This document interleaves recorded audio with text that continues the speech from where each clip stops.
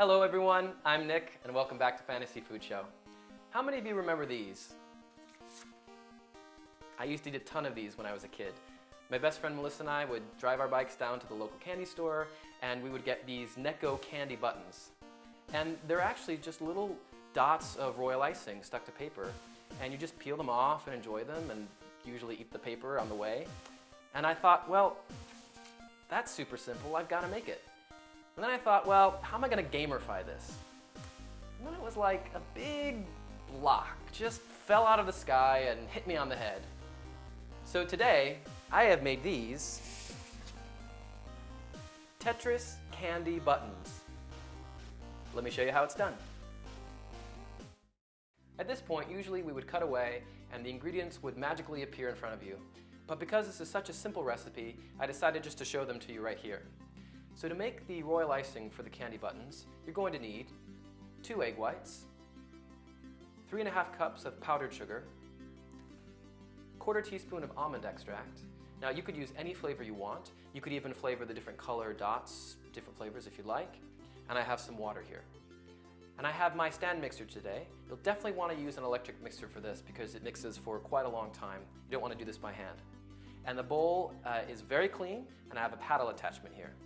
So into the bowl of that, I'm going to pour the egg whites, powdered sugar, my extract, and I'm going to start with just about a tablespoon of water, maybe even a little less, just to get it going, and we can always add more later. I'm just going to start this on a slow speed, and then we'll check the consistency. Mix the royal icing for 10 minutes on low to medium speed. When you lift the beaters up, the icing will be quite thick. At this point, you can add a bit more water and continue to mix. You're looking for a consistency that's runny, but not so thin that the buttons won't hold their shape. I find that if you run a knife through it, and the icing comes back together in about 10 seconds, that's the perfect consistency. And to achieve that, I used about 3 tablespoons of water in total. Divide the icing into 7 different bowls, and tint them with food coloring. I use gel paste food color, but you can also use liquid. Just know that the liquid will thin the icing out even more, so keep that in mind. Feel free to use any colors you like, but for my candy buttons I made red, yellow, green, blue, pink, orange, and purple icing. Transfer the icing into some sealable plastic bags. An easy way to do this is to place the bag in a large water glass. Fold the top over the edges and spoon the icing into the bag. If you've whipped a lot of air into your icing, you'll want to let it sit a bit so that most of the air bubbles can come to the surface before you put them in the bags. Too much air can cause the buttons to be hollow and have little holes in them as they dry, which you'll see in some of mine at the end, and they won't be fully solid like we want.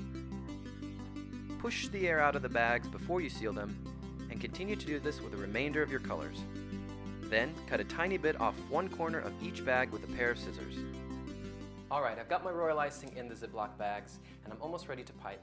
And I've just put it on a little bit of wax paper that's going to help any of the drippage from the royal icing from getting onto your work surface. And I have a little damp paper towel nearby. The royal icing tends to crust over very quickly, so this will just help you to wipe off any of that crusted over icing.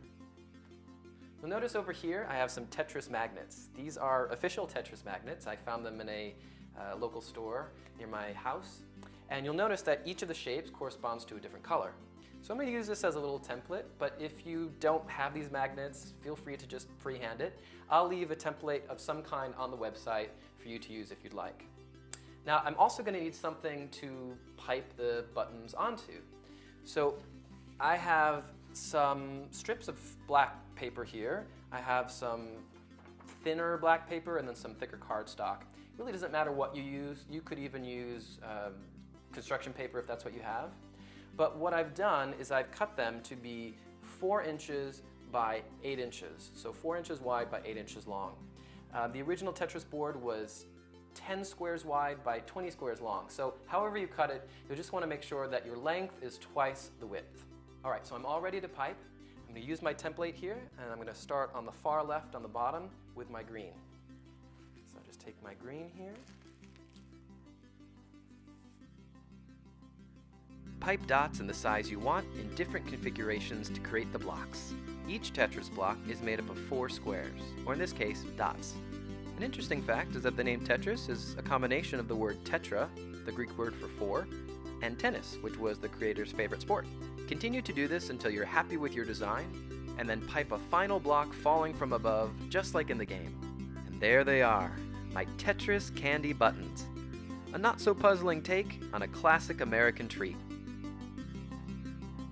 Thank you so much for watching today. This was super fun and really easy to make. I'm so glad you could join me.